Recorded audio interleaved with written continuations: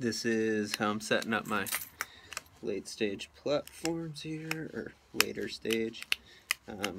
Just with this whitetail tine on soft leather. I should be using some of my brain tan buckskins, but I have a hard time putting holes in those things. Maybe once I have some more scraps. But anyways, so I've got two platforms set up, one right here, one right here. I'm just gonna drop my point and break it, not grind them nice and good.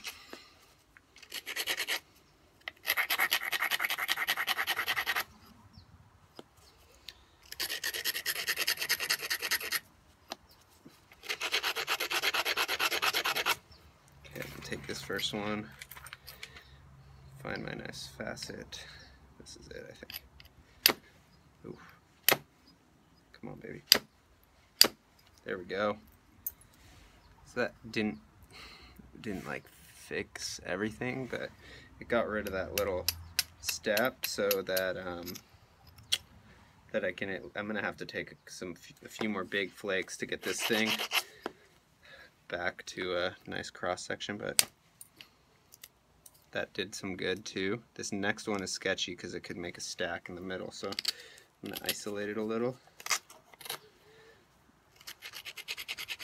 And if this thing was bigger, I'd hit it with hammerstone. I'm gonna keep my finger on there and I'm gonna wail on it. Okay. Wipe some of that dust off. Grind it a little better, cross grind it. Maybe take a few little baby doctor flakes here, doctor up the edge a little, just to get my rhythm going. Okay, nice isolation.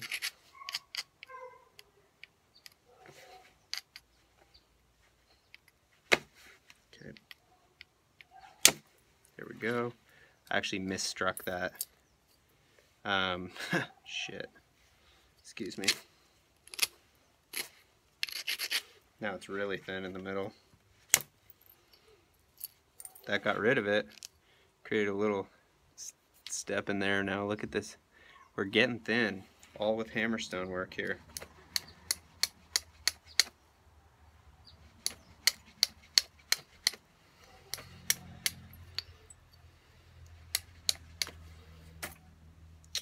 The problem with when those flakes dive deep like that is there's a couple of them, but that was in the middle, so one, it kind of throws my balance off as far as the point goes, and then two, throws my balance off, but it's also a problem with having your balance thrown off like that in these later stages.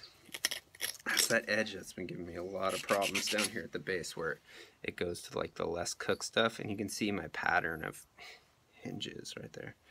It's kind of embarrassing. But I think pressure would take care of that if I go. I think I'll probably go to pressure. So I'm probably going to clean this thing up and take a couple more percussion flakes off of this face here, just to like blend this whole disaster in, and then not disaster, but I didn't want that to happen, and I misstruck it because I was swinging like a wild man.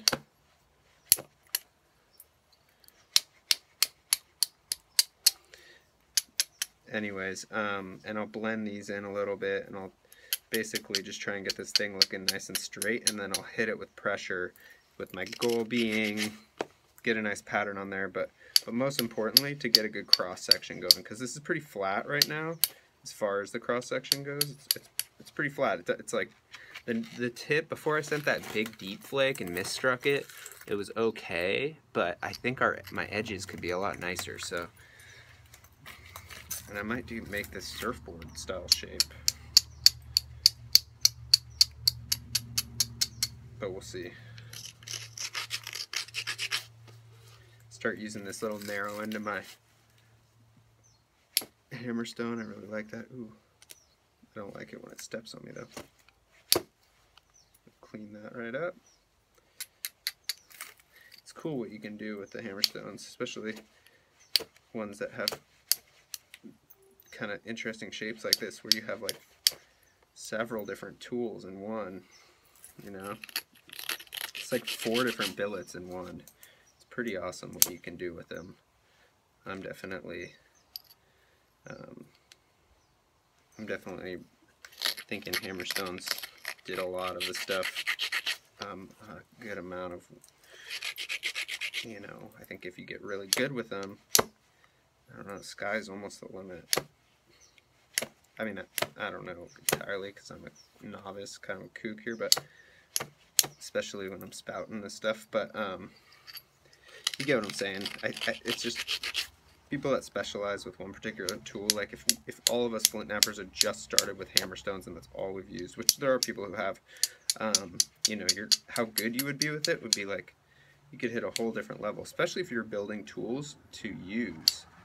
Like I also think there's a big difference there, and why we're challenged with certain edges and profiles, because we're largely building them for aesthetics. I'm not saying everyone for sure, but a lot of modern knappers are that aren't interested in replicating. Now if you're doing replications and that's your thing, I'd say that this doesn't necessarily apply to you, but aesthetics is always important to us nowadays, and I'm sure it always was important, but also functionality is just falling completely out of the whole discussion. Well, not discussion, but the equation, you know, like go on Paleo Planet and there's a solid discussion on functionalities in certain places, but how many of us are actually taking our beautiful pieces that we make, throwing them on darts and just destroying them, breaking them, you know, like I almost think you could learn more from making yourself a knife and just using that knife as far as sharpening and from a anthropological or archaeological point of view, all that sharpening will give you ideas on wear pattern, like just with our billets and tools, you know,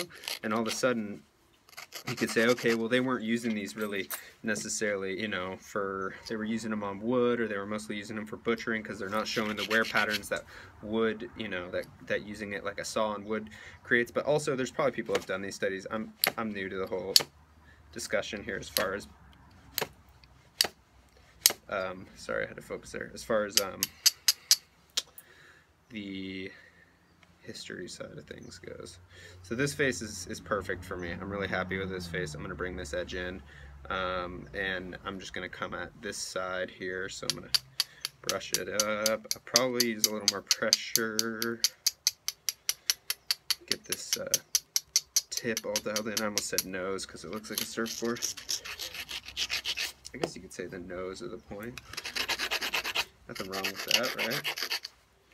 Alright, take a baby flake off of here.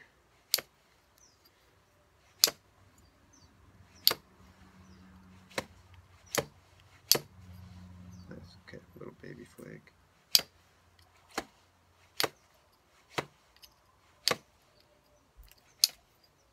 Ooh, that kind of got crunchy in there. I might leave that be because that could get bad with pressure if I'm not careful. This is where things, if they go bad, they can go really bad, like that. That created a little step right there. That's going to be a tough one to get out, but it'll come out. It'll come out for sure. Or you guys will just never see the finished piece, but it'll come out. Just kidding.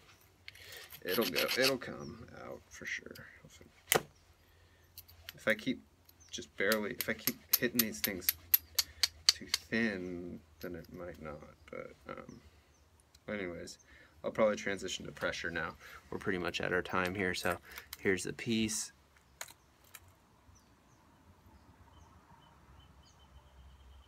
This face is really nice. That's the A side for sure. Let's see if I can get you there. This face isn't that nice. These are all really shallow and pretty much just like, this one's probably the deepest. This one's very shallow, almost non-existent. You can just see it from the shadow that's created there. This one is gonna go, but I think that I can, if I do my pressure right, I think I can obliterate these things, no worries. And if I don't, I can always set up really high platforms and thin this thing further, because there is still a little bit in the nose that can go. So I'm going to get set up for pressure here and keep filming.